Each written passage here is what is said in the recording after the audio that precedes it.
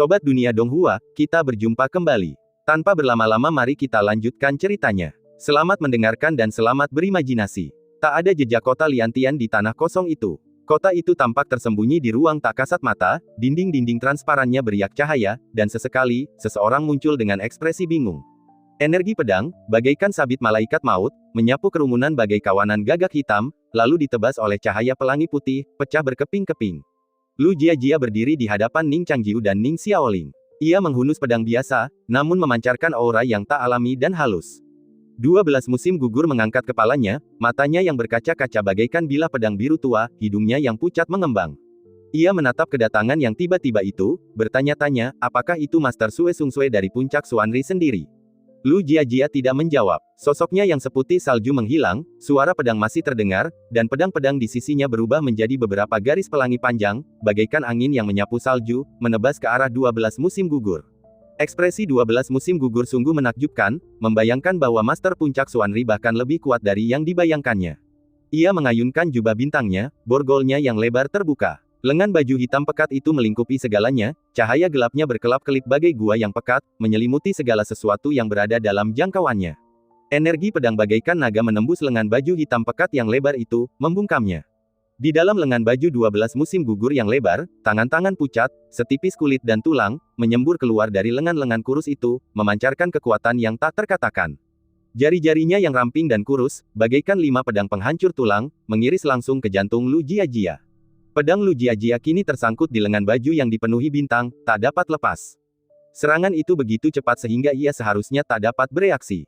Hampir seketika, 12 musim gugur mengeluarkan erangan kesakitan. Seberkas cahaya menyala di dalam lengan bajunya yang hitam pekat, dan semua energi pedang yang sebelumnya terkandung di dalamnya meledak seperti sekering. Energi pedang saja takkan mampu menembus lengan baju 12 musim gugur, tetapi luar biasanya, bintang-bintang di balik lengan bajunya juga berubah menjadi energi pedang, menyerang balik. Semua zenyuan yang dilepaskannya menyatu dengan energi pedang lawan. Dengan desiran, cahaya pedang yang tajam dan berkilauan itu bagaikan segenggam air yang meledak, setiap tetesannya berubah menjadi bilah setajam 5 watt, mengiris lengan bajunya yang lebar dan lembut hingga tak terhitung jumlahnya. Serangan telapak tangan itu juga berhenti tepat 1 inci dari dada Lu Jiajia. Tubuhnya bagaikan pedang, setiap inci kulitnya terus-menerus berdenyut oleh energi pedang. Ujung-ujung jari kurusnya langsung hancur berkeping-keping oleh energi pedang jarak dekat Lu Jiajia. 12 musim gugur menarik tangannya, menggoyangkannya pelan, dan darah serta daging di ujung jarinya menghilang, kulitnya terlahir kembali. Ia membentuk mantra Tao, dan lengan baju yang hancur dan jatuh itu tiba-tiba mengembang, berubah menjadi awan lavender yang tak terhitung jumlahnya yang menyelimuti tubuhnya. Energi pedang jatuh ke awan dan menghilang. 12 musim gugur menatap wanita dengan ilmu pedang yang luar biasa menembus kabut lavender dan berkata dengan dingin, "Kau bukan Sue Sungsue." Lu Jiajia masih tidak menjawab. Bentuk pedangnya hampir sempurna, aura berkilauan dari salju dan kabut berputar di sekelilingnya seperti baju zirah yang tak tertembus. Di balik baju zirah seputih salju itu, ekspresi wanita itu memancarkan keindahan yang dingin dan menakjubkan. Ia siap menyerang lagi. 12 musim gugur tidak lagi berspekulasi tentang identitasnya. Ia tidak yakin apakah ia bisa mengalahkannya dengan semua kemampuan Tao-nya, tetapi jika mereka terlibat dalam pertempuran, itu akan menjadi pertempuran yang berlarut-larut dan menyakitkan.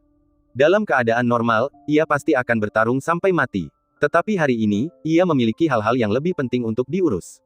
Lu Jiajia juga merasakan hal yang sama-sama ingin kembali ke sekte, tetapi ia menolak menunjukkan tanda-tanda mundur. Setiap helai energi pedangnya terasa seperti 1000 pon, menghancurkan bebatuan di bawah kakinya. 12 musim gugur adalah yang pertama menyerah. Jika kita bertemu lagi, hanya satu dari kita yang akan selamat, kata 12 musim gugur dengan tenang. Awan energi menyelimuti dirinya dan Zhang Qiyu, dan mereka menghilang di balik tebing. Bentuk pedangnya tampak familiar, Zhang Qiyu tiba-tiba berkata, Tuan, apakah Anda mengenalnya?" 12 musim gugur juga penasaran dengan dewa pedang Tianzong ini. Kapan Tianzong melahirkan wanita cantik nan memukau dari alam istana ungu? Zhang Qiyu mengenang, 8 tahun yang lalu, aku melihat aura pedang serupa pada gadis muda lainnya. 8 tahun yang lalu, 12 musim gugur samar-samar tahu bahwa 8 tahun yang lalu, seorang tokoh terkemuka telah mengunjungi Nanzu. Ia tidak bertanya kepada mereka, dan langsung membawa Zhang Qiyu ke Sekte Dao Langit Ungu. Penduduk kota Liantian tidak dapat melihat gambaran lengkap tentang apa yang terjadi di tebing. Mereka hanya tahu bahwa wanita anggun berbaju putih ini adalah dewa yang diutus untuk menyelamatkan hidup mereka. Lu Jiajia berbalik dan menebas dengan pedangnya melintasi hutan belantara yang terbuka. Tanpa kehadiran Zhang Qiyu, festival hantu di kota Liantian jauh lebih lemah. Pedang itu benar-benar menembus tirai kota, memperlihatkan sekilas pemandangan di baliknya. Semua orang menoleh dan melihat jalan panjang kota Liantian kini memiliki lengkungan yang jelas, tak terlihat oleh mereka yang berada di dalamnya. Di ujung kolam teratai, sebuah sungai panjang yang tersembunyi, bagaikan gulungan, mengarah ke terowongan tak terbatas di bawah sungai, yang melengkung kembali ke awal kota Liantian dalam lengkungan yang luas. Terowongan itu dipenuhi mural yang tak terhitung jumlahnya. Namun, entah mengapa, mereka yang berada di dalamnya sama sekali tidak menyadari hal ini. Beberapa orang dengan ragu kembali ke kota, sementara yang lain menonton dari luar, ragu untuk melangkah masuk. Beberapa orang terkesiap kaget ketika peri berpakaian putih di tebing, setelah menebas dengan pedangnya, lenyap dalam sekejap mata. Bersamanya, lenyap pula seorang pemuda dan seorang pemudi dari kerumunan. Kau selalu membuat masalah. Lu Jiajia memelototi Ning Changjiu, mengetuk dahinya dengan jari. Ning Xiaoling bersembunyi di balik kakak seniornya, takut menghadapi ekspresi galak gurunya. Lu Jiajia melirik dari balik bahu Ning Changjiu, ekspresinya melembut. Ia bertanya dengan khawatir, Xiaoling, kau baik-baik saja? Ning Xiaoling mengangguk pelan. Ning Changjiu merasa sedikit terganggu dengan perlakuan diskriminatif Lu Jiajia, berpikir bahwa perempuan memang bermuka dua. Ia tersenyum dan berkata, "Selamat, Guru, atas penguasaan pedangmu. Guru, kau telah mencapai tahap ini hari ini, yang pasti merupakan hasil kerja kerasmu." Lu Jiajia tahu ia sedang mengejek kesalahannya di masa lalu selama latihan, jadi ia memperhatikannya. Tanpa mengubah ekspresinya, ia berkata, "Jika guru tidak lebih kuat, bagaimana mungkin ia menyelamatkan muridnya?" Mata Ning Xiaoling dipenuhi kegembiraan dan kekaguman, "Ya, guru memang yang paling kuat." Lu Jiajia mengerucutkan bibirnya dan tersenyum. Melihat keduanya aman, es di matanya akhirnya mencair. Ia mengulurkan tangan dan mengusap kepala mereka, bertanya, "Apa sebenarnya yang kau alami di sana? Siapa yang menjebakmu?" Ning Changjiu berkata, "Apakah kau masih ingat 3 lukisan di aula pedang?" Lu Jiajia mengangguk dan berkata, "Tentu saja." Ning Changjiu berkata, "Ketiga monster dalam lukisan itu mungkin masih hidup." Ekspresi Lu Jiajia berubah. "Kau bercanda," kata Ning Changjiu, "Jiuying sekarang berada di Sekte Langit Ungu. Konon salah satu puisi mereka hilang. Puisi itu kemungkinan besar adalah ular piton raksasa dari kota Liantian. Ular Siu saat ini hilang, dan Yayu." Ning Changjiu berhenti sejenak, "Kita dijebak oleh seorang pelukis bernama Zhang Qiyu. Banyak lukisan di Yujian Tianzong adalah karyanya. Qiyu, mungkin merujuk pada Yayu yang telah kehilangan sifat hewaninya." Semakin Lu Jiajia mendengarkan, semakin terasa tidak nyata. Ia bertanya, "Jika itu benar-benar binatang iblis kuno, bagaimana kau bisa selamat?" Ning Changjiu berkata, "Aku tidak tahu apa yang dia pikirkan. Mungkin dia punya rencana yang lebih besar, atau mungkin dia memang tidak punya kemampuan untuk membunuh kita. Lagi pula, sesuatu yang besar mungkin terjadi di Nanzu hari ini." 9 bayi. Lu Jiajia mengingat legendanya, masih bingung. Jika legenda itu benar, maka monster-monster itu berusia 3000 tahun. Bagaimana mungkin mereka bisa bertahan sampai sekarang? Ning Changjiu menjelaskan, para praktisi dan iblis di atas 5 jalan dapat bertahan hidup selama ribuan tahun, tetapi kebanyakan dibunuh oleh makhluk yang lebih kuat. Ning Changjiu merasakan hawa dingin menjalar di tulang punggungnya saat ini. Ia berhenti berbicara, berkata, "Mari kita kembali ke sekte dulu. Kita akan membahas sisanya di perjalanan." Di Yujian Tianzong, pertarungan pedang di 4 puncak berlangsung seperti biasa. Para murid dari puncak Souxiao, puncak Xuanri, puncak Huiyang, dan puncak Tianku, masing-masing mewarisi pedang abadi dan keahlian unik mereka sendiri, memulai duel mereka di medan pedang. Puluhan master berdiri di semua sisi untuk mencegah kecelakaan. Puncak Tianku, yang awalnya paling tidak disukai, justru memberikan kejutan terbesar. Nan Cheng, seorang murid puncak Tianku, menantang murid-murid terbaik dari masing-masing 3 puncak lainnya dan menang tanpa ragu. Murid ini cukup hebat. Mengolah niat pedang hingga tingkat ini sungguh luar biasa. Sayang sekali dia lahir di puncak yang salah. Jika dia datang ke puncak Souxiao, statusnya di antara murid-murid generasi ini hanya akan berada di bawah Hege, keluh seorang tetua puncak Souxiao. Fang Hege adalah murid puncak Souxiao paling terkenal di generasi ini. Kurasa bukan bakatnya yang luar biasa, melainkan kelemahan relatif murid pertama dari 3 puncak, kata yang lain dengan santai. Meskipun Nan Cheng memiliki bakat yang luar biasa, pertandingan ini tidak menunjukkan kekuatannya yang sebenarnya. Mari kita tunggu ronde kedua. Puncak Tianku begitu kosong sehingga Nan Cheng dikirim untuk memimpin serangan. Murid manapun di bawah Nan Cheng kemungkinan besar akan kalah. Orang-orang dari 4 puncak ramai membicarakan Nan Cheng. Meskipun mereka menyadari kekuatannya, mereka tetap pesimis tentang puncak Tianku. Namun, moral para murid puncak Tianku, yang sebelumnya agak rendah, meningkat secara signifikan berkat kemenangan-kemenangan beruntun Nan Cheng. Semua orang merasa retret panjang kakak senior Nan Cheng di puncak tersembunyi memang pantas. Energi pedangnya begitu tajam sehingga banyak guru pun belum pernah melihatnya sebelumnya, apalagi seorang remaja yang belum genap 20 tahun. Sayang sekali adik junior Xiaoling tidak ada di sini. Kita tidak tahu siapa yang lebih kuat, dia atau kakak senior Nancheng. Tentu saja, kakak senior Nancheng lebih kuat. Ning Xiaoling mungkin memiliki bakat yang luar biasa, tetapi ujian pedang awal musim semi hanyalah pertarungan internal, dan kakak senior Nancheng bahkan belum keluar dari retret saat itu. Petik 2. Kakak senior, apakah kau iri pada adik junior Xiaoling? Tidak, Nancheng mengisolasi dirinya di medan pedang. Cahaya lingkaran sihir mengalir di bawah kakinya, tampak nyata. Di bawah lingkaran sihir, sebuah puncak menjulang setinggi ribuan kaki, dan sekilas, awan mengepul, seolah-olah berada di langit. Dia diam-diam mengatur napasnya, menunggu lawan berikutnya. Wujud pedangnya lebih kuat dari yang dibayangkannya, tetapi dia terluka parah hari ini. Setiap helai energi spiritual yang hilang di tubuhnya adalah beban yang berkali-kali lipat lebih berat. Namamu Nancheng. Lawan berikutnya mendekat dengan cepat, menghunus pedang yang ditempa khusus. Pedang itu tebal dan berat, namun dalam genggamannya, terasa sehalus memetik awan. Pria itu menatap Nancheng dengan tatapan dingin, seolah meremehkan pedang di tangannya. Kakak senior dari puncak Xuanri.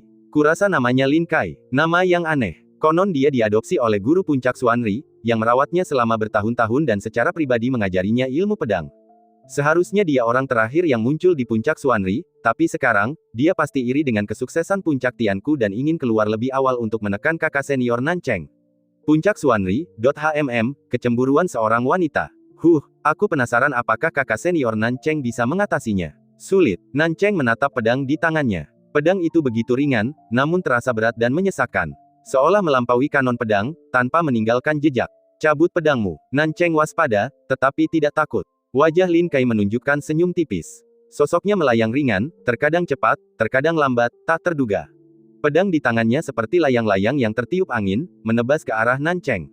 Master puncak Xuanri memandang pedangnya dengan sangat puas, lalu tersenyum. Hanya dialah yang mengetahui tingkat tinggi ilmu pedang Lin Kai dan kehebatan jiwa pedangnya, dan dialah yang melatih Lin Kai sebagai penerusnya. Nancheng berdiri diam, mata pedangnya tertuju pada lintasan pedang Lin Kai. Banyak orang memandang. Kedua pedang itu berpotongan ditiup angin. Lin Kai bagaikan awan yang menindas, dan Nancheng bagaikan batu karang yang keras kepala. Saat pedang mereka bertemu, rasanya seperti gletser yang tiba-tiba pecah dan air dingin mengalir deras. Kedua sosok itu naik turun, tetapi ujung pedang mereka diam-diam saling menekan. Energi pedang mereka melonjak dan bertabrakan hampir bersamaan, dan energi pedang itu bocor keluar membentuk gelombang yang tak terhitung jumlahnya, menyebar dengan cepat ke segala arah seperti riak. Master puncak Xuanri sedikit mengernyit dan berkata dengan penuh minat, apakah ini kompetisi kemurnian energi pedang? Mencari kematian. Ia mengira Nancheng memiliki beberapa teknik pedang yang luar biasa, tetapi ia tidak menyangka metode sesederhana itu. Bersaing dengan Lin Kai dalam kontes energi pedang akan melenyapkan satu-satunya kesempatannya untuk menang. Benar saja, energi pedang Lin Kai mengalir deras bagai sungai yang deras, langsung membanjiri Nancheng. Nancheng mengangkat pedangnya tinggi-tinggi dengan kedua tangan, berjuang untuk menopang dirinya sendiri, lututnya sedikit gemetar. Para murid puncak Tianku memperhatikannya dengan gugup, kepercayaan diri mereka rendah. Meskipun kakak senior Nancheng tangguh, murid puncak Xuanri ini memiliki reputasi yang lebih tinggi, dan dengan satu pukulan, ia berhasil menjepitnya dengan kuat. Mereka semua memahami ilmu pedang dan mengerti bahwa menunda satu gerakan akan mengakibatkan tekanan tanpa henti. Namun Nancheng kembali mengejutkan semua orang. Energi pedang Lin Kai, seperti awan tebal yang menutupi langit, tiba-tiba berubah suram, seperti angin sejuk yang berubah menjadi hujan. Nancheng menyerap energi pedang yang seperti hujan ini, menyempurnakannya menjadi niat pedangnya sendiri dalam waktu yang sangat singkat. Pembalikan serangan selesai dalam 3 tarikan napas. Niat pedang Lin Kai sebagian besar terserap, seolah-olah semua jenderal dan prajuritnya telah memberontak di pasukan besar, mengarahkan ujung tombak mereka dalam sekejap mata ke arah marsal di tengah. Lin Kai tidak mengerti apa yang sedang terjadi. Pedang Nancheng, yang berkobar api, menerjang Lin Kai. Energi pedang yang nyata, bagaikan cermin multifaset, memantulkan api dalam cahaya yang membara. Cahaya itu begitu indah, dan membuat pipi Lin Kai semakin merah. Merah. Karena malu, pedang Nancheng sudah menekan jantungnya, api di atasnya perlahan padam. Terima kasih. Nancheng menyarungkan pedangnya, membungkuk, dan berbalik untuk pergi. Di belakangnya, sorak-sorai dari puncak Tianku tiba-tiba meledak. Roh pedang dan pedang gabungan. Master puncak Xuanri Sue Sung Sue mengerutkan kening, keterkejutan nyaris tak tersamarkan di matanya yang sebening pedang. Bagaimana mungkin? Mungkinkah puncak Tianku menghasilkan 2 individu dengan roh pedang gabungan? Tidak mungkin, Master puncak Huyang Suelin menggelengkan kepalanya. Aku pernah melihat Lu Jiajia menghunus pedangnya sebelumnya. Roh pedang gabungan seharusnya tidak terlihat seperti ini. Lalu apa ini? Mungkinkah ini tubuh pedang yang diperoleh? Tubuh pedang yang diperoleh. Sue Sungsue membantah mentah-mentah. Metode kultivasi untuk tubuh pedang yang diperoleh telah hilang 300 tahun yang lalu. Bagaimana mungkin puncak Tianku masih memiliki teknik seperti itu? Perdebatan mereka tak berujung. Setelah beberapa serangan, Nan Cheng mengalahkan lawan lain dan berdiri sendirian di hadapan puncak Tianku, bagaikan seorang prajurit tunggal yang mempertahankan benteng. Semua orang bisa melihat kelelahannya, wajahnya yang pucat, dan perutnya yang berlumuran darah. Namun, kemampuannya untuk memanfaatkan niat pedang orang lain demi kepentingannya sendiri merupakan keterampilan yang krusial, membuat para penantang tak berdaya. Yang lebih tua mengenang kemenangan Lu Jiajia di kompetisi pedang 4 puncak, kemenangan pertamanya tahun itu. Saat itu, Lu Jiajia baru berusia 13 atau 14 tahun. 10 tahun berlalu begitu cepat. Saat mereka sedang merasa sentimental, sebilah pedang muncul dari puncak Souk Xiao. Energi pedang itu memahat bumi, mengirimkan riak-riak kecil melalui formasi yang tak tertembus. Fang Hege, Nan Cheng merasakan kekuatan pedangnya dan memastikan identitasnya. Dia adalah Fang Hege, murid senior puncak Souk Xiao. Dia melirik luka Nan Cheng, kata-katanya dipenuhi rasa penyesalan. Maaf aku tidak datang lebih cepat. Bahkan jika aku mengalahkanmu sekarang, reputasiku mungkin tidak akan baik. Fang Hege terdiam sejenak, lalu tersenyum. Tapi aku juga tidak ingin melihatmu menang terus-menerus. Meskipun ada beberapa kejadian dalam sejarah kompetisi pedang 4 puncak di mana satu orang telah menantang 12 murid dari 3 puncak, aku tidak akan membiarkan hal itu terjadi pada siapapun di generasi ini. Kata-katanya tenang, nadanya lembut, sebuah tantangan yang terasa seperti angin sepoi-sepoi. Master Puncak Souk Xiao ingin turun tangan, memintanya untuk memberi lebih banyak kesempatan kepada rekan-rekan muridnya untuk berlatih, tetapi setelah ragu sejenak, ia tetap diam. Semangat pemuda yang membara itu adalah pedang yang tak terhentikan. Nan Cheng merasakan wilayah kekuasaannya. Jika ia tidak terluka, di puncak kekuatan ia mungkin memiliki peluang 30%. Tetapi sekarang, dengan pedangnya, peluangnya kurang dari 10%. Ia merasakan kegembiraan tertentu, senang karena guru dan seniornya tidak akan menyaksikan kekalahannya. Ia juga merasa menyesali bahwa ia tidak keluar dari kurungannya dan membuat debut yang menakjubkan. Ia tidak menyukai apa yang dikatakan murid puncak Souk Xiao ini. Dalam benak Nan Cheng, seorang guru sejati seharusnya seperti guru dan seniornya, ringkas dan serius. Namun kini, ia tidak dapat mengalahkannya, yang membuatnya sangat frustrasi. Aku sudah lama mengagumimu, ia bertukar sapa dengan Fang Hege. Kemenangan beruntun Nan Cheng juga memberikan kesan yang salah kepada para murid puncak Tianku. Bukankah Lin Kai juga datang dengan aura seorang abadi, hanya untuk kembali dengan kekalahan? Mereka meneriakkan nama kakak senior Nan Cheng. Tetapi sorak-sorai mereka memudar. Fang Hege, yang layak menjadi murid tertua puncak Souk Xiao, memancarkan energi pedang yang tampak halus sekaligus nyata, terus berubah, sehingga Nan Cheng tidak memiliki kesempatan untuk menyerapnya. Dengan demikian, duel mereka menjadi ajang pertarungan ranah dan teknik pedang yang sederhana. Nan Cheng tetap teguh, menolak untuk menyerah begitu saja. Semburan api menyala di antara mereka, saling berbenturan dan berpotongan bagai kilat. Energi pedang memancar, melonjak tak terduga. Jurus pedang yang tampak maupun tak tampak berubah menjadi bayangan yang saling bertautan di antara mereka. Namun, setiap mata yang jeli dapat melihat bahwa dengan setiap serangan, peluang kemenangan Nan Cheng semakin mengecil. Setelah 10 jurus, Nan Cheng benar-benar berada dalam posisi yang kurang menguntungkan. Tanpa perlindungan pedang, apakah hanya ini yang bisa kau lakukan? Fang Hege mengangkat sebelah alis. Nan Cheng tetap diam, memegang pedangnya bagai monumen di hadapannya. Energi pedang Fang Hege menukik ke bawah bagai elang salju yang menukik mencari mangsa, anak panah yang tak terhitung jumlahnya melesat ke batu keras kepala yang tak mau menyerah. Tiba-tiba, kilatan cahaya putih melintas. Fang Hege berhenti, melipat tangannya di dada untuk menangkis serangan itu. Sepasang tanduk domba jantan berbenturan dengan dadanya. Tanduk domba jantan itu tidak besar, tetapi kekuatannya menyaingi kekuatan penuh seorang kultivator tingkat puncak di alam abadi. Bahkan Fang Hege, sekuat apapun dirinya, langsung terdorong mundur beberapa langkah. Roh bawaan. Keterkejutan di wajah Fang Hege segera berubah menjadi ketidakpedulian. Roh bawaan adalah sesuatu yang membantu dalam kultivasi dan pada dasarnya sangat rapuh. Jika orang-orang dari alam yang sama bertarung satu sama lain, menggunakan roh bawaan untuk melancarkan serangan diam-diam biasanya hanya memberi mereka satu kesempatan untuk menyerang. Fang Hege tidak terluka dalam serangannya, jadi kesempatan terakhir Nan Cheng untuk menang tentu saja telah sirna. Yazu tahu bahwa hasilnya telah ditentukan dan menutup matanya, tak tahan untuk menonton lebih lama lagi. Semua murid terdiam. Sedemikian heningnya sehingga tak seorang pun kecuali Master Tiga Puncak menyadari bahwa tirai persik terbuka di suatu titik, dan cahaya pedang muncul di belakang kerumunan di puncak Tianku. Ning Changjiu melihat pedang Nan Cheng yang telah dikalahkan. Lu Jiajia sedikit terkejut dengan ketenangan Yujian Tianzong saat itu, tetapi ketenangan selalu merupakan hal yang baik. Ia menatap Nan Cheng yang terluka parah dan menghela napas. Kemudian, melirik Ning Changjiu, ia berkata, mengapa kau tidak mencobanya? Ning Changjiu menjawab, aku tidak tertarik berduel. Ning Xiaoling, alih-alih menatap arena, menatap benda berkilauan di podium dan bertanya, guru, apa itu? Lu Jiajia menjelaskan, itu adalah hadiah untuk pendekar pedang terbaik di 4 puncak tahun ini. Mereka adalah badak sungai langit, kotak api berat, dan teratai salju hantu, masing-masing dengan kegunaan uniknya sendiri. Ning Xiaoling mengangguk, merasa nama-nama mereka terdengar menarik. Ekspresi Ning Changjiu sedikit berubah. Ia menatap bunga teratai dengan kelopaknya yang tumpang tindih dan bertanya, apakah ini teratai salju hantu? Lu Jiajia bersenandung kesal, bertanya-tanya apakah Tianzong bisa memalsukannya. Di arena, Nan Cheng akhirnya dikalahkan. Ia menundukkan kepala, menatap ujung pedang yang diarahkan padanya, merasa tak berdaya. Fang Hege mengalahkan musuh yang kuat, tetapi tak ada kegembiraan di wajahnya. Kemenangannya hanyalah kebetulan. Ia menyimpan pedangnya, tersenyum sopan, melihat sekeliling, dan bertanya, siapa orang berikutnya yang akan meminta pedang itu? Keheningan menyelimuti mereka. Mereka tahu bahwa Fang Hege selalu bisa menang sampai akhir. Ini adalah sesuatu yang semua orang tahu sebelum pertemuan pedang 4 puncak dimulai.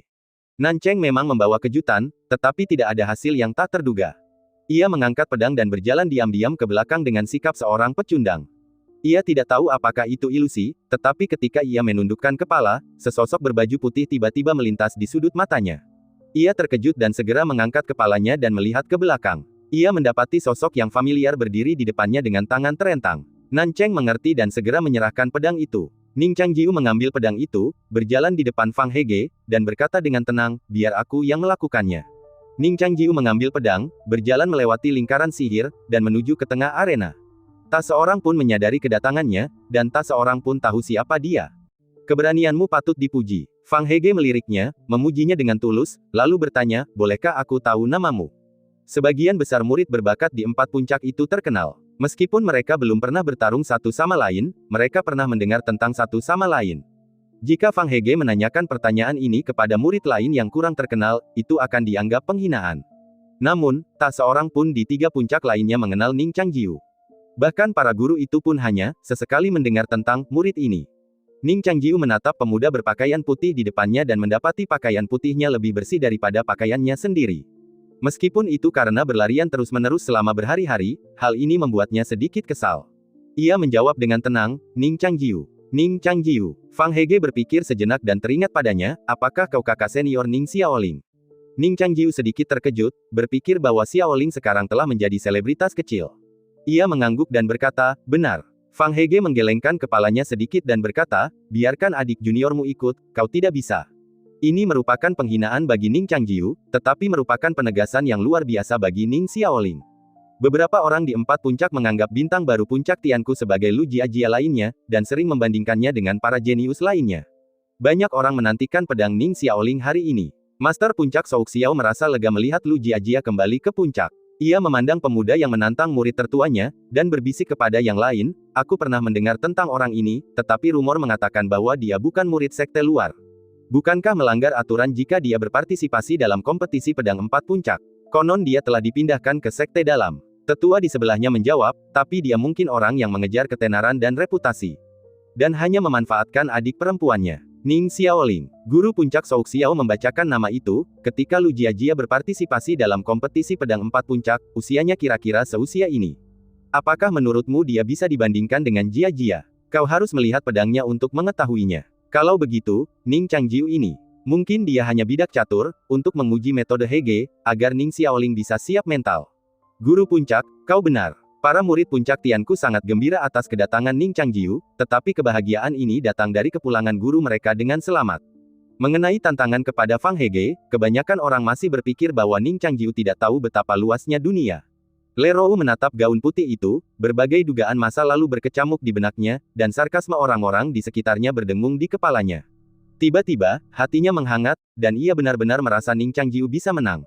Ia berbalik, tatapannya menembus banyak mata yang penuh penghinaan, dan menatap ke arah belakang kerumunan. Ning Xiaoling, mengenakan gaun putih yang halus, berdiri di samping gurunya. Wajah Ning Xiaoling dipenuhi senyum yang tampak seperti bunga sakura yang tertiup angin musim semi, sementara gurunya, yang berdiri di sampingnya, bagaikan dinding es dan salju yang tak mencair di samping bunga sakura. Ia tiba-tiba merasa telah mendapatkan sebuah rahasia yang hanya ia dan Ning Xiaoling yang tahu. Semua orang mengira Ning Changjiu akan kalah, tetapi mereka tahu ia bisa menang. Pikiran ini membawa perasaan yang tak terlukiskan pada Le Rou. Ia bahkan ingin mengangkat tangannya dan berteriak, menceritakan rahasia ini kepada orang lain, lalu mendengarkan sarkasme dan sindiran mereka, dan kemudian menyaksikan mereka tercengang. Ia mengepalkan tinjunya di dada, menekan rahasia itu jauh di dalam hatinya. Matanya tertuju pada sosok itu, napasnya semakin berat. Ia berkata dalam hati, jika Ning Changjiu benar-benar menang, maka sang guru pasti akan tahu sifat aslinya dan akan mewaspadainya di masa depan.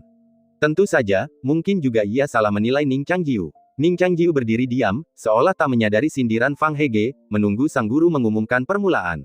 Nancheng juga menatapnya tajam. Sebelum kembali ke puncak Tianku, ia tiba-tiba menangkupkan tinjunya memberi hormat dan berkata, ilmu pedang orang ini tidak sederhana. Senior, harap berhati-hati. Ning Changjiu mengangguk. Senior, kata-kata ini membingungkan banyak orang yang mendengarnya, bertanya-tanya apakah Nancheng sudah gila. Sambil berbisik satu sama lain, duel akhirnya dimulai. Meskipun Fang Hege tidak menganggapnya sebagai lawan, ia juga tidak meremehkannya. Ia mulai menghunus pedangnya dengan ekspresi serius.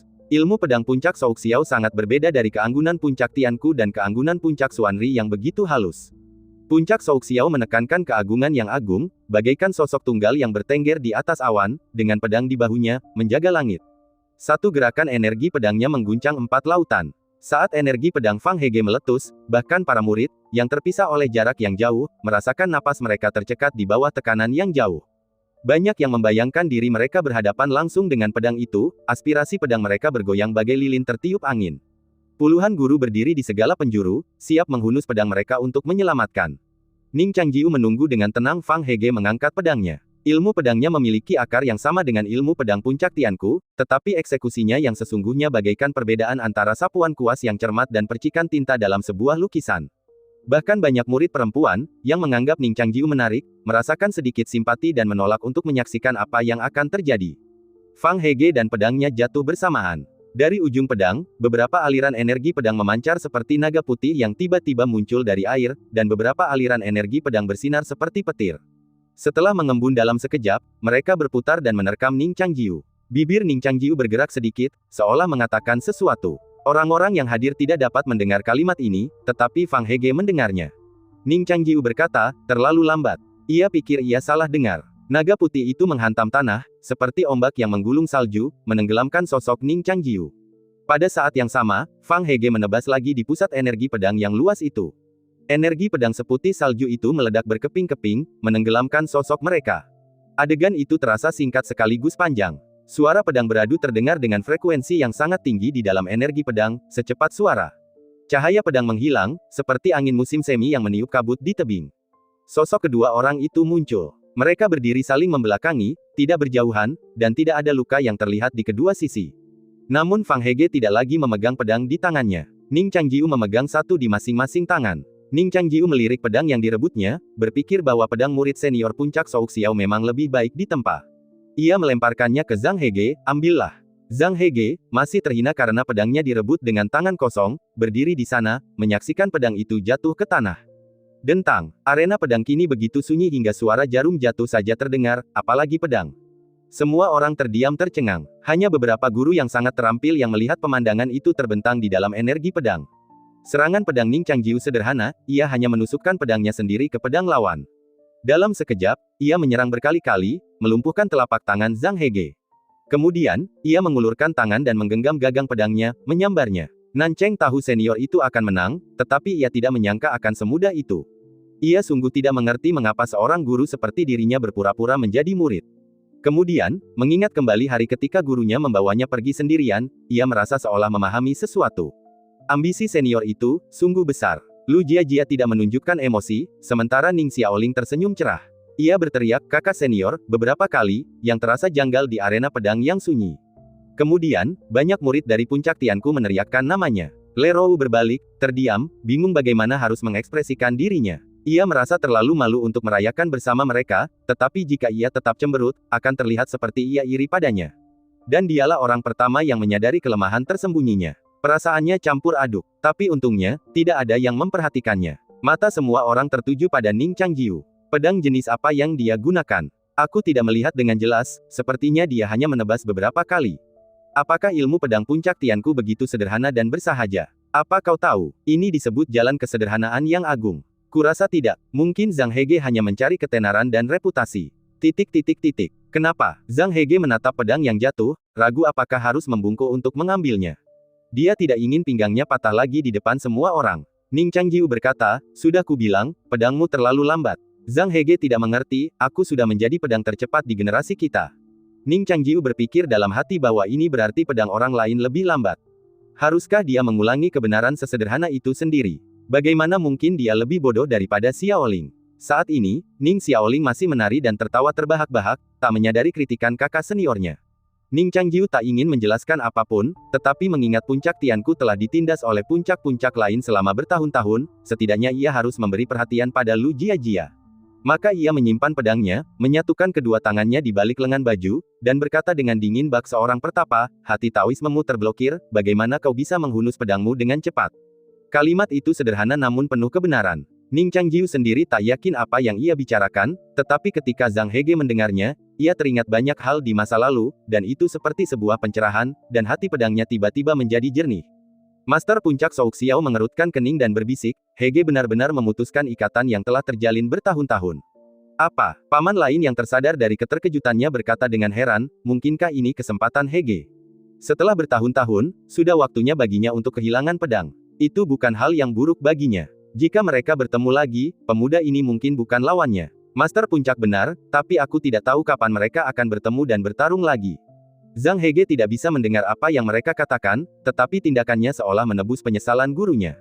Ia berbalik, menatap Ning Changjiu, dan berkata dengan serius, aku kalah di ronde ini, tapi bolehkah aku meminta pedang lagi? Ning Changjiu menyadari perubahan niat pedang di tubuhnya, dan sedikit terkejut, tetapi tidak menolak. Ia mengangguk dan berkata, oke. Zhang Hege tidak menggunakan kekuatan spiritual, melainkan membungkuk untuk mengambil pedang. Kali ini, tidak ada energi pedang yang luas seperti lautan. Kekotoran dalam niat pedangnya tampak termurnikan, menjadikannya murni dan tak tergoyahkan. Pedangnya tetap lambat, namun tidak ada cacat yang terlihat, seolah-olah tidak ada cara lain untuk mengalahkannya selain menangkis pedangnya secara langsung dengan senjata. Ekspresi Ning Changjiu akhirnya berubah lebih serius, dan saat Zhang Hege mengangkat tangannya, ia pun menghunus pedangnya. Benturan pedang mereka yang tak terlihat memicu percikan api pedang kecil, seperti kembang api yang meledak di antara mereka, sebuah pertunjukan yang memukau. Pedang-pedang saling beradu, bercampur. Suara yang menusuk, seperti ledakan sonik, membuat rambut panjang mereka beterbangan ke belakang. Pedang mereka saling berpapasan. Api pedang dengan cepat meredup, dan kembang api meletus. Duel mereka berakhir dengan cepat seperti biasa. Tangan kiri Ning Changjiu mencengkeram ujung pedangnya, sementara tangan kanannya menekan jakun lawannya. Ketika Zhang Hege mengulurkan tangan untuk menangkapnya, Ning Changjiu sudah berhenti, meninggalkannya hanya dengan darah. Ekspresi Zhang Hege berubah, jantung Taoisnya hampir copot. Ia menatap Ning Changjiu dan bertanya, kenapa begitu? Ning Changjiu tidak repot-repot menjelaskan lebih lanjut, hanya berkata, karena aku lebih kuat darimu. Ia menyarungkan pedangnya dan menuju puncak Tianku. Tunggu, seseorang tiba-tiba memanggilnya. Seorang pria parubaya berpakaian hitam berkata, bentrokan pedang empat puncak belum berakhir. Ning Changjiu kemudian teringat bahwa ia masih harus menghadapi banyak musuh. Ia berbalik dan bertanya, siapa lagi? Tak seorang pun. Saat pedang besar kabut dingin turun, tubuh Ning Changjiu sedikit merosot, lalu tiba-tiba melompat ke atas. Pedang di tangannya menyulut semburan api merah. Kabut dingin itu langsung menyerupai jerami yang terbakar, berubah menjadi lautan merah saat Ning Changjiu lewat. Dentang keras bergema di antara kabut dingin. Angin menderu lagi, dan semua kabut dan api langsung direnggut oleh tangan tak terlihat. Di tengah serpihan api, sesosok berbaju putih dan sesosok berbaju hitam muncul dengan jelas di udara. Setelah pedang mereka beradu, mereka mendarat bersama. Pedang Ning Changjiu berkobar dengan api yang tak terpadamkan oleh angin, sementara pedang pemuda berpakaian hitam itu tak terlihat dan tak berbentuk, bahkan tak memancarkan sedikit pun niat pedang, namun membawa rasa penindasan yang luar biasa dan sunyi. Bentrokan pedang pertama mereka telah mengejutkan banyak orang. Fang Hege menatap serangan itu dengan takjub, berpikir bahwa Ning Changjiu telah menunjukkan belas kasihan. Murid-murid lain, yang menyaksikan pedang agung itu berkobar, tak percaya bahwa serangan ini berasal dari seseorang seusia mereka. Serangan ini bisa saja mengalahkan murid lain manapun di arena, namun bahkan tidak melukai pemuda berpakaian hitam itu. Setelah pedang kabut dingin dan pedang api hancur berkeping-keping, kedua sosok itu bagaikan dua proyektil yang saling bertabrakan. Setelah memantul puluhan kali, sosok mereka menyatu seperti lingkaran Tai Chi. Di persimpangan, energi pedang yang tajam merobek bagai kilat, dan kilat menyambar dalam sekejap. Kedua sosok itu saling bertautan dan terpisah lagi. Sosok itu jatuh ke tanah dan berhenti. Ning Changjiu berdiri membelakanginya. Mereka tidak bergerak, tetapi suara berderak terdengar di antara mereka seperti petasan. Itu adalah energi pedang yang dilepaskan oleh keduanya kemudian. Setiap gumpalan energi pedang bagaikan batu yang dilempar dengan kecepatan tinggi, bertabrakan di udara dan kemudian pecah menjadi percikan cahaya.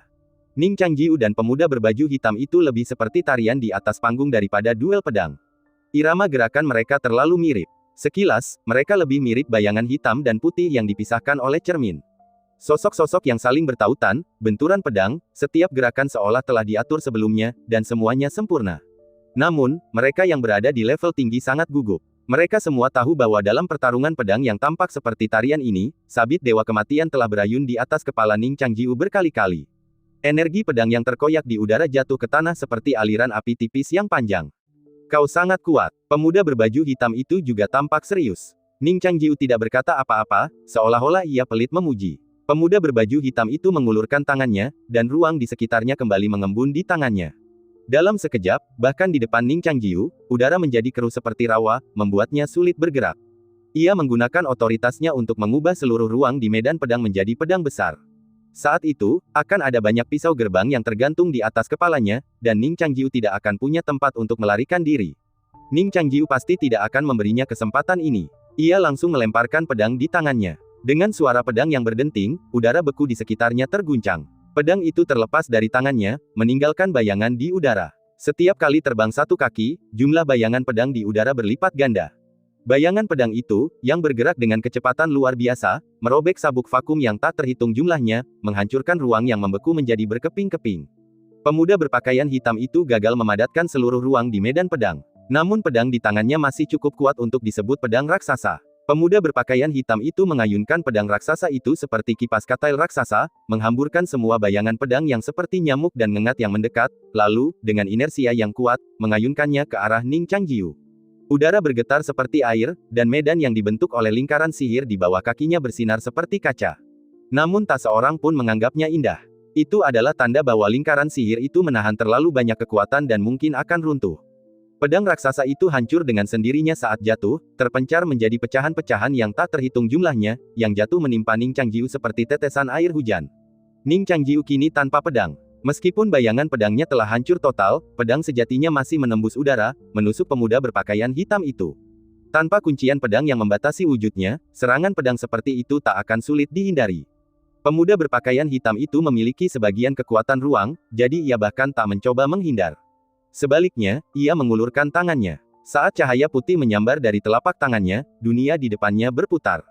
Tak terduga, pedang itu lenyap di hadapannya, muncul kembali di belakang Ning Changjiu, menghantam bagian belakang kepalanya dengan kecepatan yang bahkan lebih mengerikan. Pedang-pedang memenuhi langit dan di belakangnya. Pria berbaju putih itu tampak seperti berada di tengah badai, siap dihancurkan kapan saja. Ning Changjiu mencoba menggunakan kelincahannya untuk melarikan diri, tetapi sosoknya bergerak beberapa kali dalam sekejap, hanya untuk menabrak rintangan di mana-mana. Pedang itu tiba di hadapannya. Di tengah suara gemerincing, energi pedang yang tak terhitung jumlahnya menyapu tanah. Sosok Ning Changjiu tampak jelas sekaligus kabur dalam energi pedang. Ekspresi pemuda berpakaian hitam itu berubah. Sihir macam apa ini? Di depan matanya, energi pedang menembus tubuh Ning Changjiu, namun tanpa mengeluarkan setetes darah pun, energi itu hanya melewati bayangan ilusi. Itu adalah salah satu teknik mental yang paling tak terbayangkan, bulan di cermin. Ning Changjiu telah mencobanya beberapa kali di puncak-puncak batin, tetapi gagal. Hari ini, alamnya telah mencapai kesempurnaan. Melafalkan prinsip-prinsip Tao dalam pikirannya, jari-jarinya membentuk formula Tao, wujudnya benar-benar menyerupai cahaya bulan yang terpantul di air. Pemandangan ini membuat banyak orang tercengang. Pedang terbang di belakang kepalanya menembus wujud ilusinya, dan tepat saat pedang itu mencapainya, Ning Changjiu menggenggamnya di telapak tangannya. Boom! Ia seperti melangkah keluar dari dunia lain, wujudnya yang bagaikan fatamorgana memadat menjadi substansi. Ia menghunjamkan pedangnya ke depan, tangannya menusuk, dan tidak jelas apakah pedang itu yang membawa pria itu, atau pria itu yang membawa pedang. Sebuah bayangan putih menyapu medan pedang. Pemuda berpakaian hitam itu melenturkan jari-jarinya, dan beberapa penghalang spasial muncul di sekelilingnya, lapis demi lapis, tak tertembus bagai benteng. Cahaya pedang Ning Changjiu yang luar biasa melesat bak ikan mas yang tak terhitung jumlahnya, diiringi ombak seputih salju.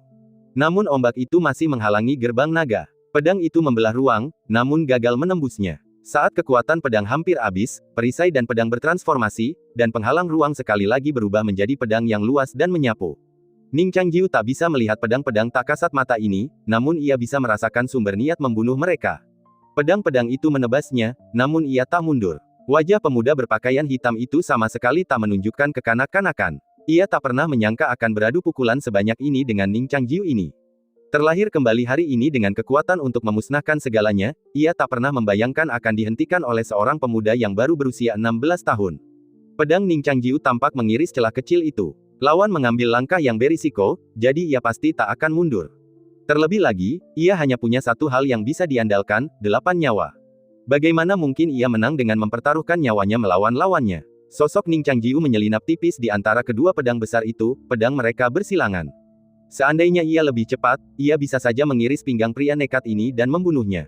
Namun, kecepatan Ning Changjiu terlalu cepat, kecepatan yang bahkan sulit dicapai oleh mereka yang berada di puncak alam panjang umur.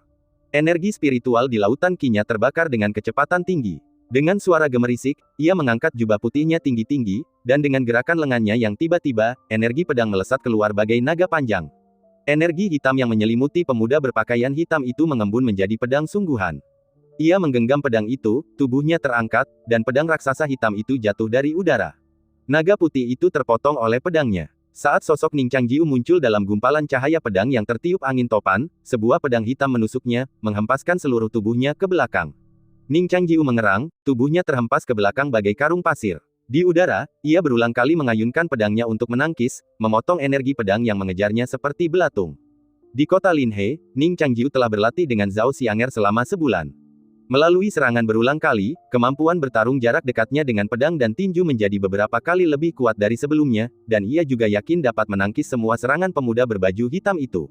Ning Changjiu bahkan tidak mundur selangkah pun setelah mendarat, tubuhnya hanya sedikit bergoyang sebelum akhirnya stabil.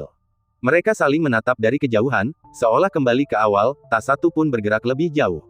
Cahaya merah yang terpancar dari lingkaran sihir perlahan memudar. Senyum Siwu lenyap sepenuhnya, dan dua Master Dao di belakangnya juga mengangkat kepala, mengamati pertempuran dengan saksama. Orang-orang dari 4 puncak semakin mendekat, terpana oleh teknik dan ranah yang baru saja ditampilkan. Para murid, yang awalnya agak tidak puas dengan Ning Changjiu, kini tak punya pikiran lain. Teknik pedang macam apa yang dia gunakan? Apakah ini teknik pedang Yujian Tianzong? Kenapa tidak terlihat seperti? Guru berkata bahwa para master tidak boleh terpaku pada teknik yang kaku saat bertarung. Mungkinkah ini seorang master? Xiaoling, tahukah kalian bahwa kakak senior kalian begitu kuat? Atau apakah kalian menyembunyikannya dari kami? Ning, Xiaoling tidak menjawab. Tangannya gemetar tak terkendali saat ia menggenggam pedang. Ia menatap ke tengah lapangan pedang, tak berani berkedip, diam-diam berdoa untuk kakak seniornya. Lu Jia bagaikan bunga teratai salju yang mekar di tebing.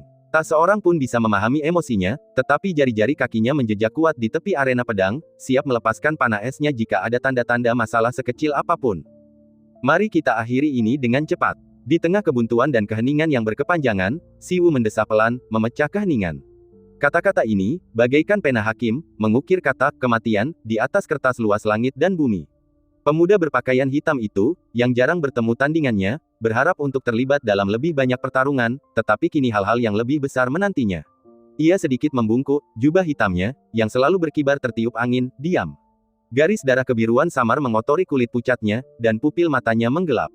Apa itu? Seru seseorang di arena pedang. Di belakang pemuda berpakaian hitam itu, 8 ular piton raksasa muncul. Mereka bukan ular piton utuh, lebih mirip leher memanjang makhluk tertentu, atau mungkin gurita raksasa yang terbalik.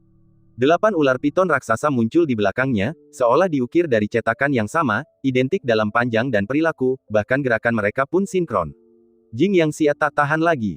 Ia menghunus pedang Bixiao-nya dan mengangkatnya tinggi-tinggi di atas arena pedang. Beraninya kau, monster kurang ajar, datang dan mendatangkan malapetaka di sekte pedangku. Siwu berkata dengan dingin, Master Puncak, apakah kau mencoba melanggar aturan? Wajar bagi seorang abadi untuk membunuh iblis. Kata pemuda berpakaian hitam itu. Ini adalah roh bawaanku. Bagaimana roh bawaan bisa baik atau jahat? Jing Yang Xia, dengan pengalaman bertahun-tahun dan mata tajamnya, tahu bahwa ini sama sekali bukan roh bawaan, melainkan wujud hantu Jiu Ying.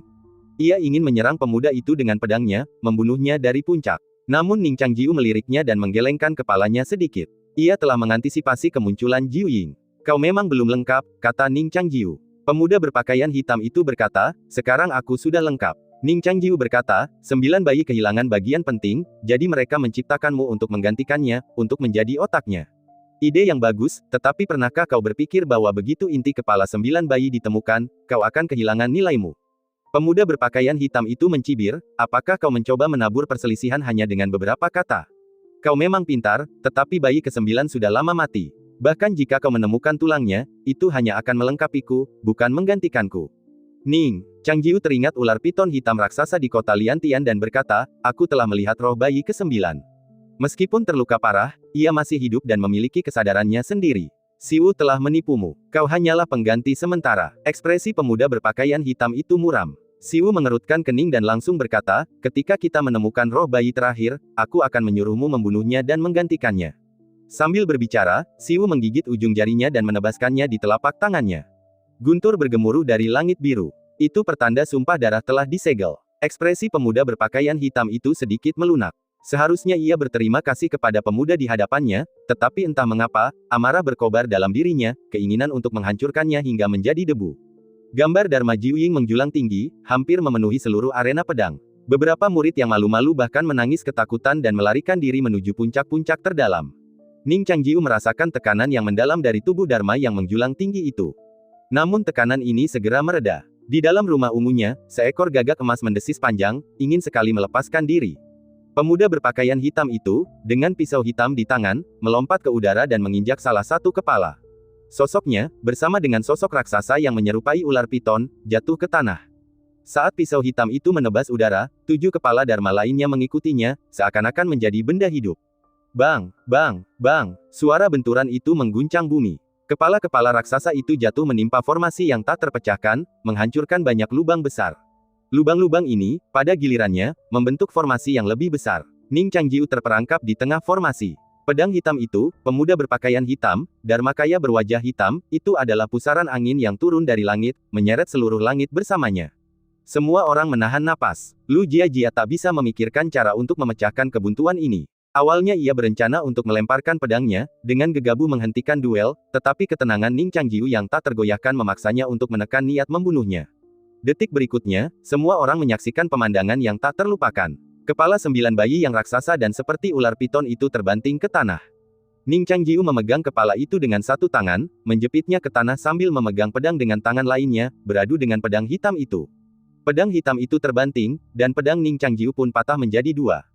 Namun, ia menggunakan pedang patah itu untuk menusuk kepala yang dipegangnya erat-erat. Pedang itu mengiris Dharmakaya. Dharmakaya 9 bayi dan pemuda berpakaian hitam itu menjerit kesakitan. Tak seorang pun dapat membayangkan bagaimana kepala sebesar itu dapat dipegang dengan begitu mudahnya, namun tetap tak bergerak. Bahkan Siwu pun tak dapat memahaminya. Setelah pulih dari keterkejutannya, ia menemukan bahwa di atas tengkorak 9 bayi yang seperti ular piton itu terdapat seekor gagak emas gelap, bulunya melengkung seperti mahkota bunga dan tubuhnya terentang di atas 3 kaki ramping.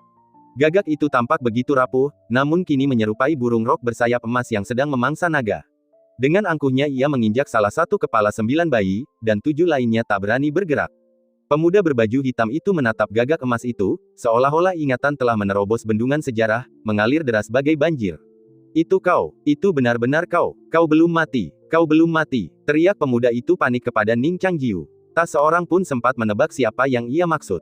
Mereka hanya tahu bahwa pemuda berbaju hitam itu entah kenapa telah menjadi gila, dan ketakutan di dalam dirinya memicu hasrat membunuh yang tak terbatas. Gagak emas itu menghancurkan langit dan bumi, dan rupang 9 bayi pun hancur berkeping-keping. Pemuda berbaju hitam itu menderita serangan balasan yang hebat, menyemburkan darah dari mulutnya, tetapi ia tetap teguh.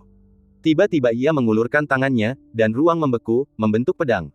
Ia menggenggam pedang itu dengan ganas dan menebas Ning Changjiu. Ning Changjiu meraih pedang patah itu di tangannya dan menebas balik. Benturan pedang kembali terdengar. Tak seorang pun pernah melihat pedang secepat itu. Kecepatannya murni, tanpa gerakan berlebihan atau teknik yang rumit. Setiap tebasan seakan mengikuti prinsip paling sederhana, melintasi jalur terpendek sebelum menghantam musuh. Bahkan pemuda berbaju hitam yang panik pun terjepit oleh pedang secepat itu. Apakah ini benar-benar teknik pedang sekte kita? Mata Jing Yang Xia bergetar. Mungkinkah ini bagian kedua dari kitab pedang amanat surgawi? Tanya Sue Sung Sue. Mustahil. Waktu kecil dulu, aku beruntung bisa melihat guru memperagakan beberapa jurus dari bagian kedua kitab pedang. Pedangnya sama cepatnya, tapi tidak seperti ini, kata Jing Yang Xia. Lalu pedang macam apa ini? Sue Sungsue merasa sedikit gila. Sue Lin ingin menghibur adiknya, tetapi tiba-tiba ia mendongak dan melihat Lu Jiajia berdiri tak bergerak, aura pembunuhnya lenyap tanpa jejak. Rambut hitam Lu Jiajia tergerai, rambutnya yang acak-acakan menyentuh pipinya. Matanya yang jernih dan indah dipenuhi air mata. Bibirnya bergerak seolah hendak mengatakan sesuatu, tetapi akhirnya berubah menjadi senyum merendahkan diri. Rasanya seperti hujan deras turun di antara langit dan bumi, dan ketidakberdayaan serta keputusasaan hari itu kembali terbayang di benaknya. Jadi itu kau. Seharusnya aku memikirkannya lebih awal. Tidak, aku jelas sudah memikirkannya sejak lama, tapi apa yang kuhindari? Perasaan campur aduk menggelora di hatinya. Baru kemudian ia menyadari bahwa ia telah menerima begitu banyak kebaikan yang takkan pernah bisa ia balas. Jadi ia menghindari kebaikan-kebaikan yang takkan pernah bisa ia balas seumur hidupnya. Ia menatap punggung sosok berbaju putih itu, dan bersyukur ia tidak menoleh ke belakang dan melihat air matanya yang memalukan. Ini kitab suci pedang surgawi. Tiba-tiba, di 4 puncak, seruan Jing yang Xia tak terbendung. Semua orang mendengarnya, dan pedang Ning Changjiu, bagaikan hujan badai, berhenti, dan bayangan pedang di langit menyatu menjadi satu pedang. Posisi pedang itu sangat aneh, seperti sirkus yang menggelikan. Dan cerita pun berakhir, nantikan cerita selanjutnya. Terima kasih telah mendengarkan.